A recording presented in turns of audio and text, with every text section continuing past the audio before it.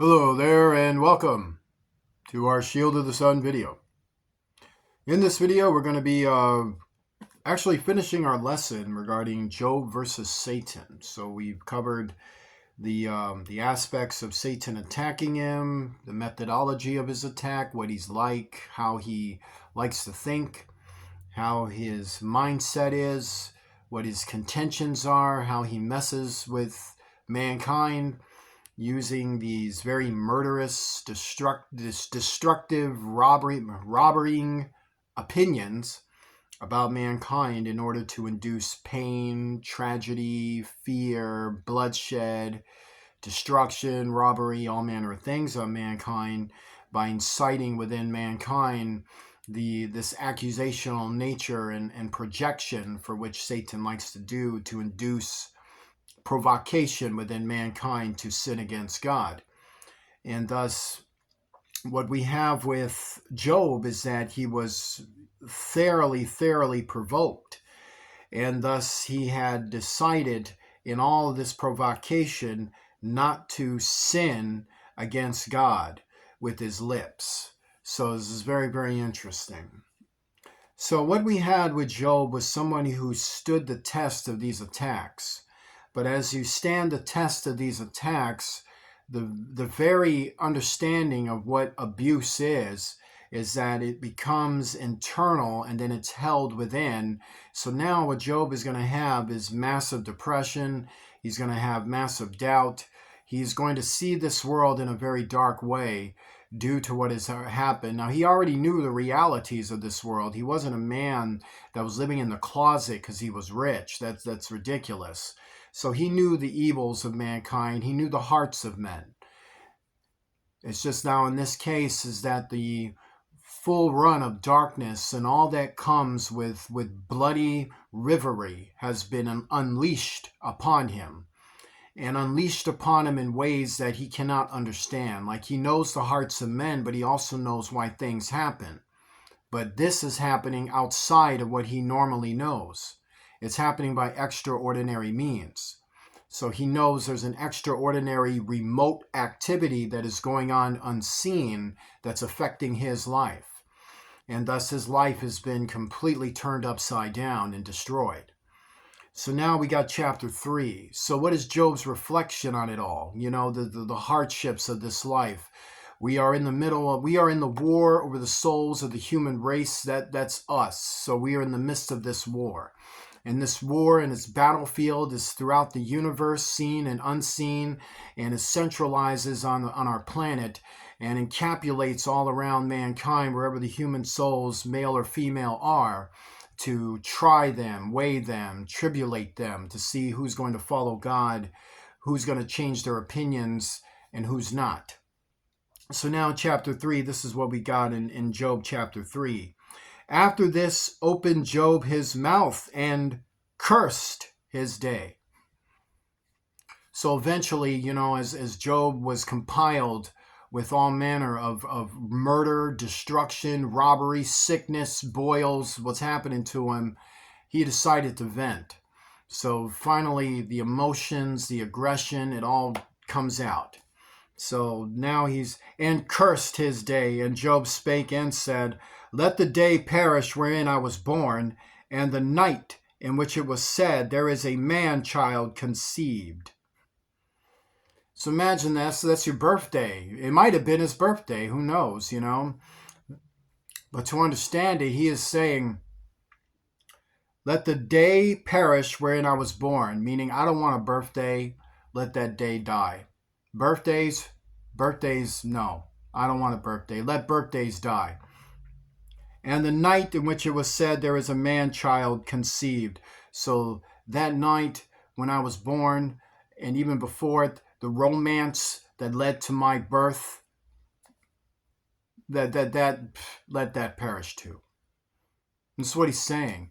The ways of this life, the ways of birth, the ways of pangs and labor, the ways of men and women and their proclivities of, you know, look at what my wife just did to me. You know, this is how Job is visualizing it. It's all a bunch of hooey. It ain't what you think. It ain't yours. It ain't what you should grab onto. It's something that perishes. And in this world, everything comes and goes for better things, things that last. All the things that bring us together does not last in this earth. Let that day be darkness. Let not God regard it from above, neither let the light shine upon it. Let darkness and the shadow of death stain it. Let a cloud dwell upon it. Let the blackness of the day terrify it. He looks at life like this. All these pretty things that happen, look at what we do to each other. And all these pretty things that happen, look at what can happen outside of us due to the way we are, due to the way our opinions are. So since we are such hardened individuals, and we have opinions that initialize hardness among each other in a world that is meant to bring people together. So if people come together and this is the type of stuff that they do, then let darkness fall. Let it all fall here. Let it all fall there. At least it will teach us something deeper than what we think is ours. As for that night, let darkness seize upon it. Let it not be joined unto the days of the year. Let it not come into the number of the months. Lo, let that night be solitary. Let no joyful voice come therein. Let them curse it, that curse the day, who are ready to raise up their mooring. So he's saying, those guys that like to get up in the morning and say, what up? Like you come out and just bam, be loud, have strong words this morning. I got complaints this morning. And Job's like, you got complaints this morning? Yeah, well, complain about life. Like all the hard words you got to say this morning? Yeah, well, talk about marriages and talk about moms and dads and sons and daughters and birthdays and cakes and parks and walks, because life sucks. You having a bad day, Job? Actually, I am. Why don't you talk about it? Man, yeah, go ahead, please. Make fun of me. Make fun of this day. Make fun of all of this. Because all of you guys, you think this is curse this. The good day, what's so good about it when everyone's sinning? What's so good about it when people are sick? What's so good about it when people are murdered and destroyed and robbed? And we got all of this going on. You may as well talk the garbage. You may as well talk it. You may as well just get up here and start yelling at your neighbors. You may as well do that, because we shouldn't be celebrating so much when there's so much misery in our world. That's what he's expressing. Let the stars of the twilight therefore be darkened, be darklit, be dark, let it look for light, but have none, neither let it see the dawning of the day, because it shut not up the doors of my mother's womb, nor hid sorrow from my eyes. Why died I not from the womb? Why did I not give up the ghost when I came out of the belly? Why did the knees prevent me? Or why the breast that I should suck? For now should I have lain still and been quiet. I should have slept, then I had been at rest. He was saying I should have been a stillborn. At least I wouldn't have seen all this stuff.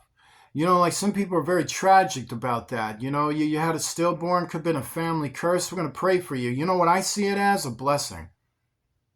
What? You see my child who was born a stillborn as a blessing? Yes, I do. Because he never had to see any of this evil stuff. Like he never had to see what I just had to see.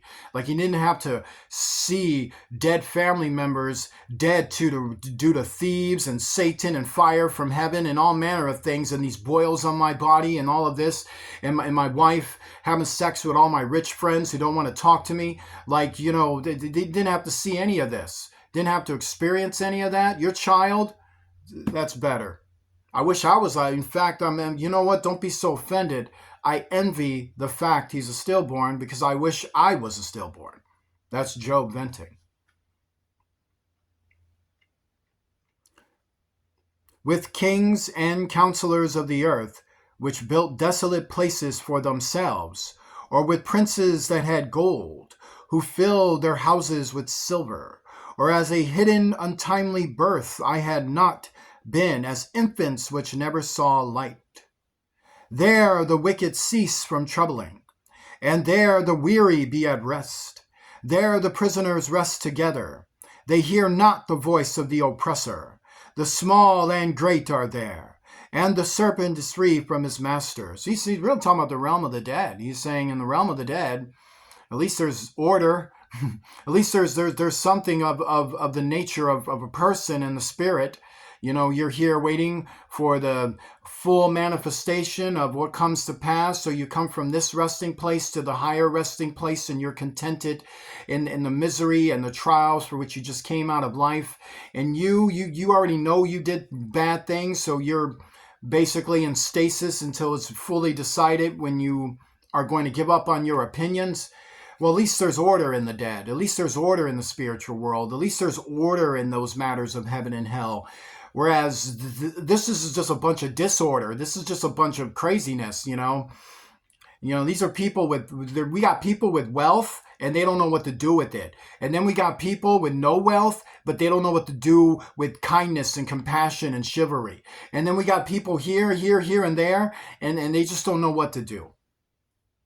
It's just ridiculous. Can I borrow that knife? I need to scrape this off. Thank you. Wherefore is light given to him that is in misery, and life unto the bitter in soul, which long for death, but it cometh not, and dig for it more than for hid treasures, which rejoice exceedingly, and are glad, when they can find the grave. Why is light given to a man whose way is hid, and whom God hath hedged it?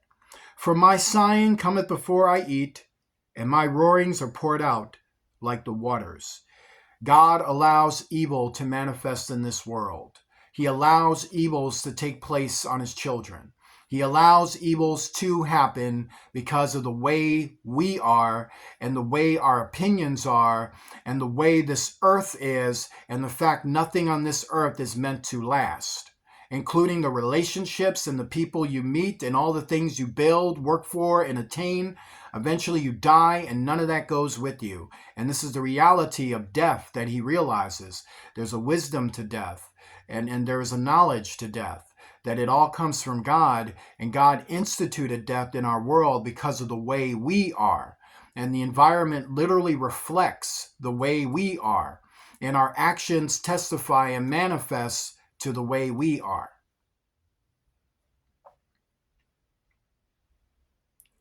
For the thing which I greatly feared is come upon me, and that which I was afraid of is come unto me. I was not in safety, neither had I rest, neither was I quiet, yet trouble came. So listen to what saying, I was not in safety, neither had I rest, neither was I quiet. What is he really saying? I was prepared. That's what he was saying. I was prepared for danger. I was ready at the hit. I was ready at the door for danger. I was on the front line. I had my gun armed. I had my sword sharpened. I had my shield gleamed. I was ready. I was ready. And still, yet trouble came. I was rich. I had men. I had it. I had my own personal army. And still, this came.